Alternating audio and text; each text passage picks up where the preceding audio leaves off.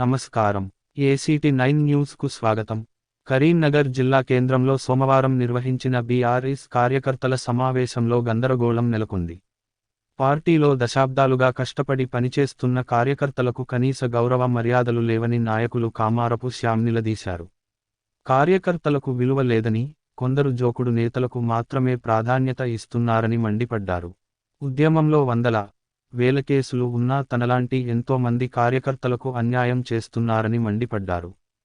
మాట్లాడతా ప్రజా ప్రతినిధులే ఇక్కడ గెలిపాట.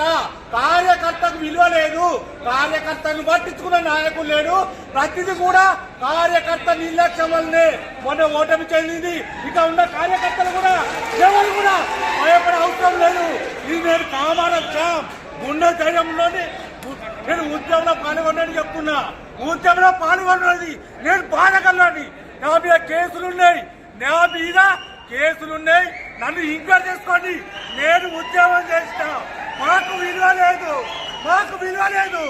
ఓని చోకుగాళ్లకు చెంచగాళ్లకు విలువిచ్చారు. మొన్న ఓటం ఎట్ల పాలైంది, దండిగా పాలైంది.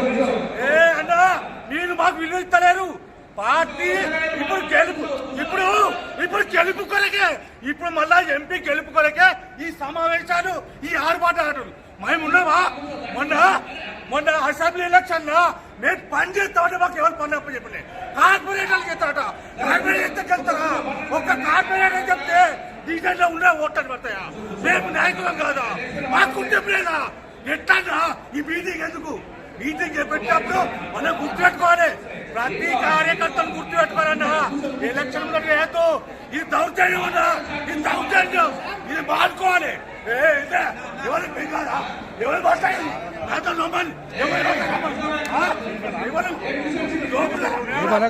కూర్చుంటాడు. ఎవరు చేసిండు? ఏం గుర్తుపెట్టుకోండి. మనం మూసేయద్దు. మీరు నువ్వు చెప్తామే విను.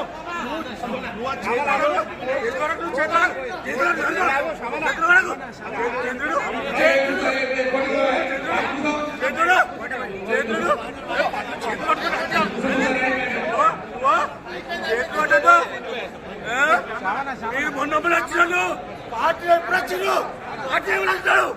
ఉద్యోగులు ఎవరు అంటారు? వాళ్ళు చేస్తున్నాయి. ఇంటెలిజెన్స్ పట్టించుకొని కూడా మా దళితులు పట్టించుకోరు. ఎవరైనా పట్టించుకోరు. మా దళితులు పట్టించుకునేవాడు